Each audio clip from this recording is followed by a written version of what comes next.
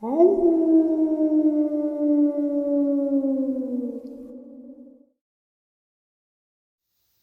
and salutations, everyone. I do hope everyone is still doing well, and welcome to this night-ending bonus upload. Before we jump into it, a couple quick links. As many of you know, I rely on Patreon, PayPal, channel membership, and the merch to help the channel to continue to grow and go. Links to Patreon, PayPal, and channel membership is in the description below. Merch displayed directly under the video. Also, Dogman Frightening Encounters, Volume 1 through 3, the audiobook versions. They were written and researched by Tom Lyons, narrated and produced by me, Jeff Nadolny. Those audiobooks are available on Audible, Amazon, and iTunes, links to which are also in the description as well. And finally, last but definitely not least, if you'd really like to help support the channel to continue to grow and go, simply subscribe. It does not cost a cent. Click the like button, takes half a second. If you don't want to miss out on any of the informative uploads that I put out daily, click the bell icon. And folks, please leave a comment. Why? Well, because all of these things really do help this channel to continue to grow and go. They definitely do matter, and they are appreciated. And now, everyone, I have taken far too much of your time. Let's jump in to this night-ending bonus upload, shall we? Today's first encounter. Mike lives near Irwin, Tennessee, along with his wife and their dog. Mike and his wife have had 2 encounters with feral wild men. One encounter was just recent. Mike said the first encounter was back in June of 2019 when he and his wife were both in their living room together watching TV at around 8 p.m. They were both startled when they saw a deformed man's face appear in a window. Mike's wife literally yelled out in fright, stared at them, and gave them an evil smile and ran off into the woods. They did call the police. Police searched the yard and tree line but found nothing. By 11 p.m., while in bed, Mike and his wife, who couldn't sleep and had the gun nearby, heard disturbing laughter from outside of the window. The laugh was a lunatic-type laugh.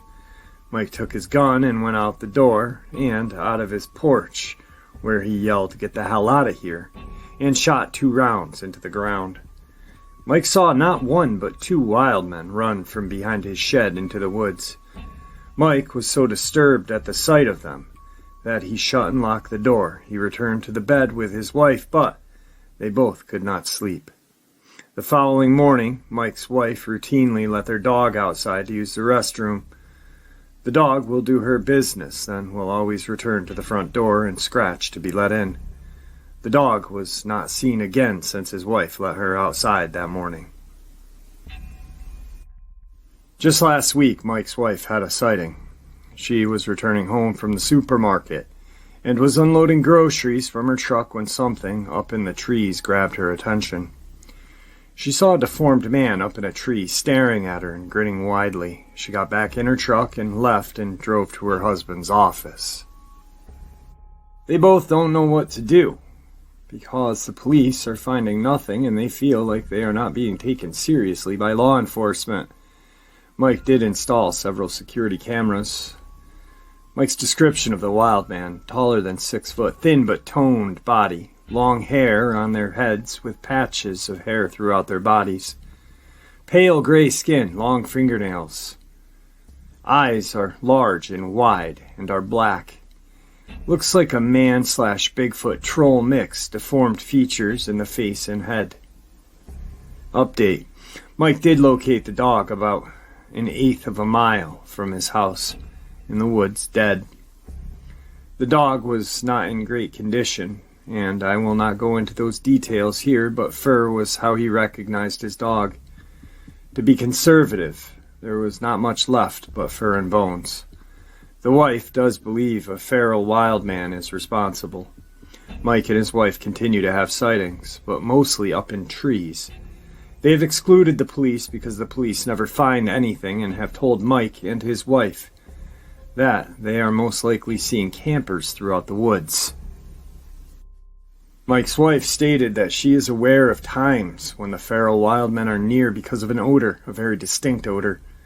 The wife seems to be having more sightings than her husband. They believe the feral men are more interested in her. They have had one additional scare of something peeking through their window and described the face as looking like an evil Smeagol from Lord of the Rings, describing the hit-and-miss strings of long hair and almost bald scalp. They have both heard a lunatic-type laughing in the woods at night. It's not everyday occurrence, but they are afraid, they are mindful and careful. Mike says it's one of those things where you have to try to live with it, stay out of the woods and stay armed just in case. The wife is sure these feral wild men are not Bigfoot and not campers just messing with them. Today's second encounter. This takes place in my hometown of Vernon, New Jersey, 2009. The town is near the northern tip of New Jersey in the Appalachian Mountains and borders New York State. I was 17 at the time and at a party with friends. The town's very large and divided up into different communities, most lake-based. But the one my friend's house was in was called Old Orchard. It's more developed than the typical neighborhood, but was up a steep hill with lots of woods around it. It was a summer evening, so we spent our time outside in their backyard. Some people were drinking, but myself and the other witness were not. The backyard had a thin tree line dividing it from another lot behind it, and with leaves on the trees, it was thick enough to block your view from the yard. Well, after dark, I went through the tree line and into the next lot with someone. We walked a few steps through the trees and we sat down with our backs to the tree line facing the lot, which was a large upward sloping hill with a single tree in the center, maybe 100 yards from us. The lot was bordered on the right by a road with a street light that partially illuminated the area, and to the left there were similar tree lines bordering other properties. After sitting and talking for a while, we both fell quiet when we heard something. It was just for a moment, but it sounded like sniffing, like the sound of a dog makes, with its nose to the ground searching for something. I was facing the tree line bordering my friend's property. We could clearly hear everyone in the yard carrying on only feet away. The sniffing sound did not continue. I glanced around behind me into the lot and saw nothing. We continued to talk. To preface the rest of the story, I want to note that northern New Jersey has a large black bear population, and in my town it is very common to see them in your yard, crossing the road, or even have them break into your home in search of food. Combine that with being someone who spent a lot of time outside and in the woods, I know what a bear looks like, and how it moves and sounds. And I know what other large predators are in the area, and what I saw was none of these things. So some time passes, long enough to forget about the phantom sniffing, and then I hear it again. And the other person does as well. It's the same nose to the ground, sniffing out prey type sound, and it's loud and seemingly coming from all around us. We can still hear the party going on, and as loud as the sniffing is, they don't seem to notice it. I look at the person I'm with. They're frozen, with their eyes locked on something ahead of them. I turn and face into the lot as the sniffing continues. And under the tree I see a large dark outline of something. It's shaped like a bear, but larger, standing about 6 feet on all fours. Its head's down to the ground and it's sniffing around under the tree. But it still makes no sense that we would be able to hear it from all the way from where we were, let alone how loud it was. Then it moves forward, and that's when I am certain it's not an animal I am familiar with, because it puts its 2 front legs out first, and then its back legs shuffle forward in one motion like a rabbit or a kangaroo. I didn't watch for very long, but enough to see it keep shuffling forward like that for a few more times. The whole time its head is to the ground, sniffing as loud as it's breathing in our ears. Again, it was only bright enough to see the silhouette, but it appeared to have fur. I had a strong feeling that it could feel me looking at it, and if I kept watching it, it would notice me. And I did not want that to happen. The person and I locked eyes, grabbed each other's hands, and bolted back to the yard. No one else noticed. Most were too drunk to even know we were gone. It was late, and I convinced some people to go inside to the living room and sleep. Other people stayed out in the yards in the tent, but no one mentioned anything weird the next morning. We didn't tell anyone what had happened during the party, and the reason the other witness is someone, and not my friend, is because they were really just an acquaintance I met and was trying to hook up with. I never saw them again. I don't even know their last name. I want to contact them and ask them about it. And we didn't speak of it to each other while at the party either. Northern New Jersey is supposed to have Bigfoot-type cryptid called the Big Red Eye, and the Jersey Devil, of course, but I don't think this fits any. I've had a lot of paranormal experiences in my life, but this is the only cryptid type I've ever had. I don't know what it was, but I got a distinct feeling it was something that I was not supposed to see. Today's third part of the upload. This is what I was talking about in the first encounter. Feral humans, categorized into three basic types. First, the existence of people who have mental transformations in the woods and have entered an animal-like state, which has been documented. Second, people who have been raised from birth in the wild as feral humans in North America, specifically Appalachia. Third, people who deliberately choose this lifestyle. Further, we are convinced that a certain percentage of these so-called Bigfoot sightings are actually these feral humans, or persons in near feral state.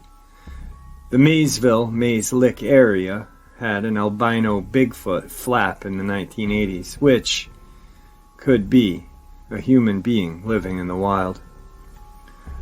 October 7th, 1980, Mays Lick, Kentucky, Mason County. Charles Fulton and his family were watching television when they heard a loud noise on the front porch. Fulton said he heard his son's pet rooster disturbed when he peered out the front door. He saw a white, hairy creature with pink eyes that must have weighed 400 pounds and was about 7 feet tall. The creature was holding the rooster by its neck and then threw it against the side of the house.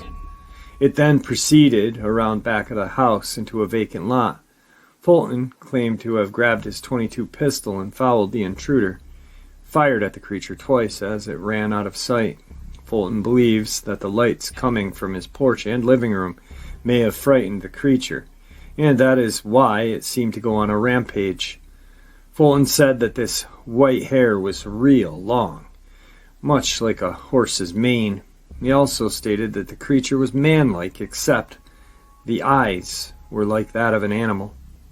November 5th, 1980, Mason County, Kentucky, west of Maysville on US 68.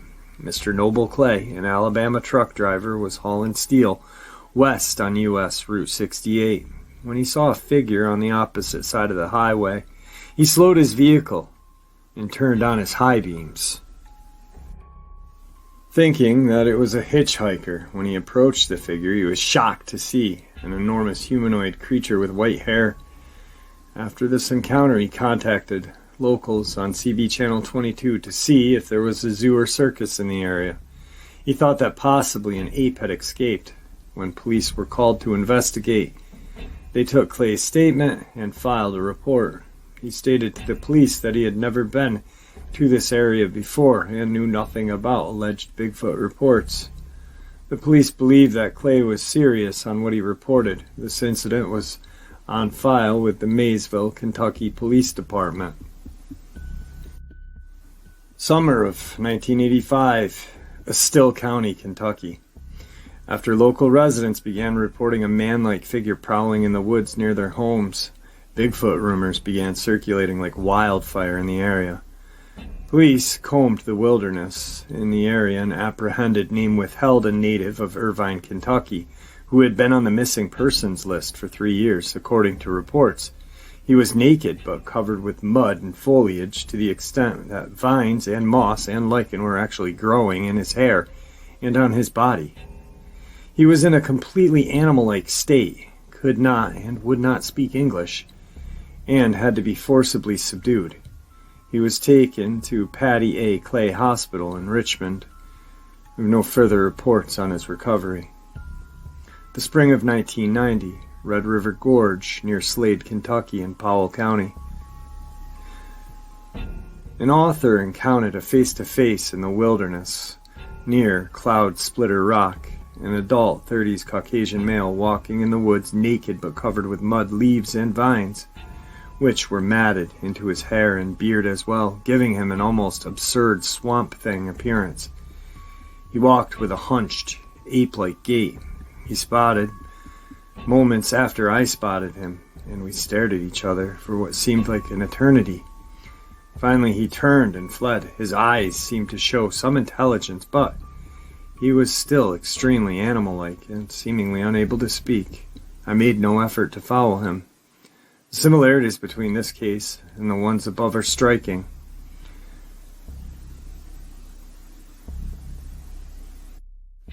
Today's fourth part is where some of these missing persons and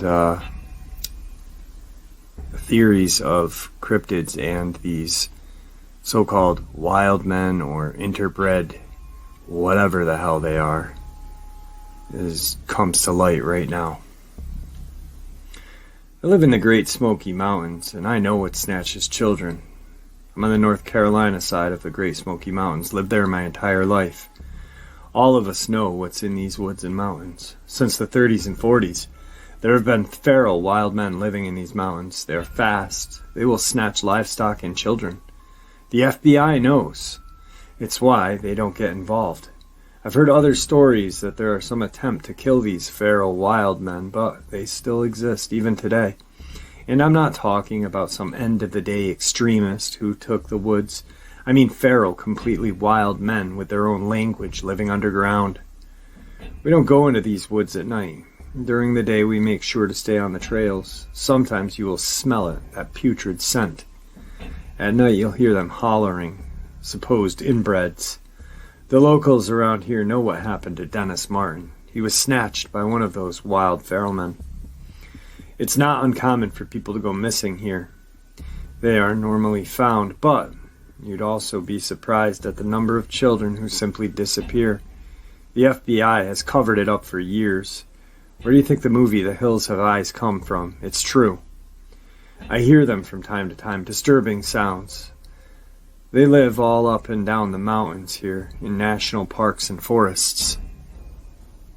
The stories that we all heard growing up about the feral wild men were told to us due to the fact that so many people would go missing in the mountains. Of course, it was a way for our parents to scare us so we wouldn't wander off too far from them or venture off into the woods alone, and Dennis Martin was used as an example. My grandfather recalls the newspapers blowing the story up in 1969, I believe. The newspapers said one thing, while TN and NC locals said another. The locals said this then, and they said this now. There are wild feral men living in these mountains. The government does know they are here, and they have made attempts to kill them off, but they have not been able to kill them all yet. Yet the population now is thought to be minimal. One of these feral wild men abducted Dennis Martin and ate him. This particular feral was spotted by a family in the woods who were in the same vicinity and stated they saw a feral trying to hide from them behind a bush and was hanging onto a small child from its back like a backpack. The feral was described as being very hairy and tall, wearing a well-worn dirty shirt. The military came and stayed for a week in the mountains, killing a handful of the feral wild men, including the one who abducted Dennis. Dennis's bones were found by the military, but this was hidden from the family and the papers. One of the agents that worked on this and was ordered into the woods to kill the feral men ended up committing suicide some years later, not being able to cope with what he had seen in those mountains all those years and after other assignments into similar incidences. My grandfather claimed to have seen 2 of them in his life. He told me that his first encounter was when he was a child, years before the Martin case. when he and his dad were on a trail in the woods on the Tennessee-North Carolina line when they both approached a dead-end area that bordered a heavy tree line. Just inside the tree line, they saw a wild hillbilly leaning over a deer eating its insides. Wild hillbilly is what my grandfather said the locals used to call them long before any media named them anything else. The wild hillbilly was man-like, long hair, and was very oily and dirty. The body hair was extensive. The man was bloody, having obviously just killed the deer. My grandfather said that his dad would later say that the hillbilly had a string of deer guts in his deformed hand. My grandfather has always mentioned the smell of pure garbage and vomit. They both stopped and walked backwards until they were out of the hillbilly's sight, but said the hillbilly was obviously startled and screaming, as if saying, "Stay the fuck back, this is my deer."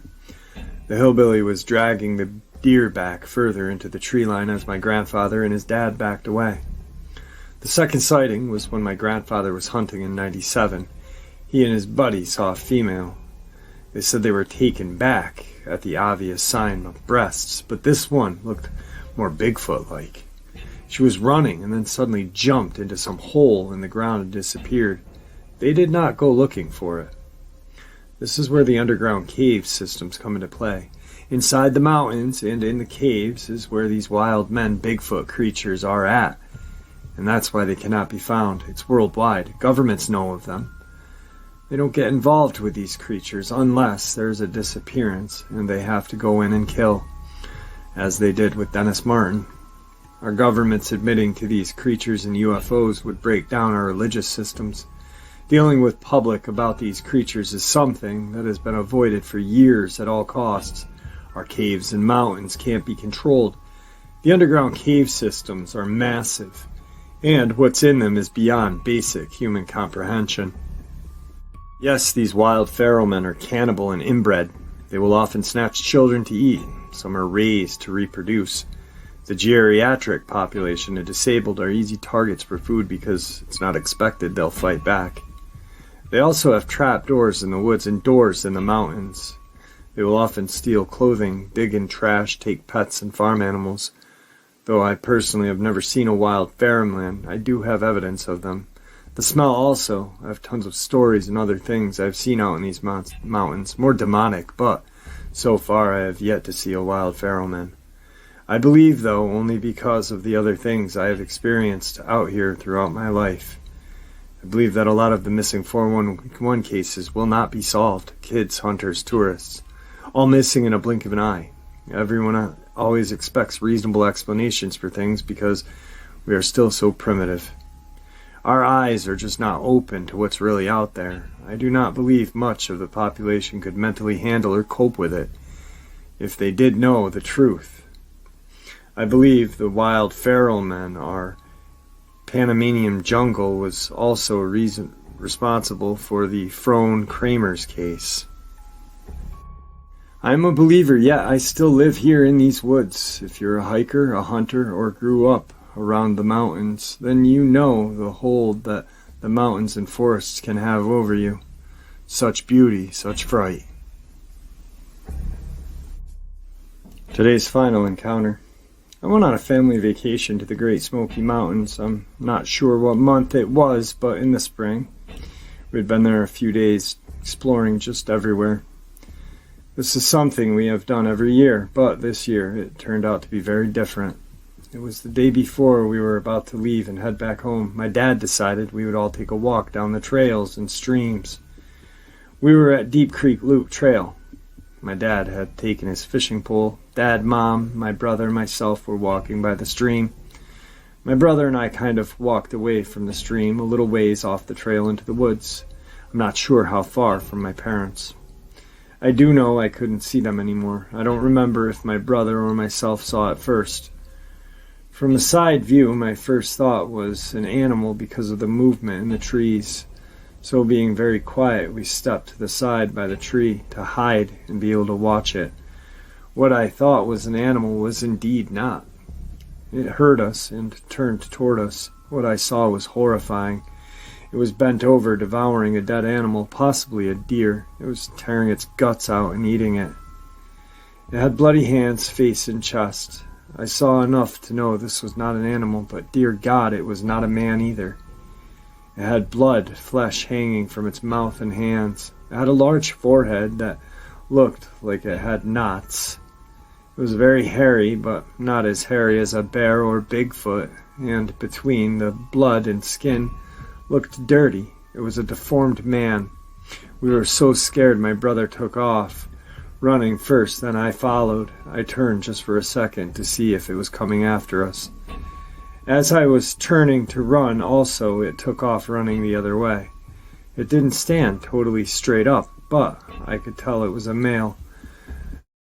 And there you have it, folks. I hope you all enjoyed this night-ending bonus upload as much as I enjoyed sharing it with you, and I'd like to thank you all for supporting this channel. After all, it is your support that helps the channel to continue to grow and go, and what gives us all a place and a chance to share our experiences and theories judgment-free. Everyone is simply treated with the respect that we deserve. Please, everyone, stay safe, happy, healthy, and ever vigilant, keeping an eye on our children, pets, family, and our friends. These creatures are real, they are out there, and dangerous. Share this information with those you love and care about, and it may just help save their lives someday. Until next time, never stop asking questions, never stop searching for the truth, and God bless you all.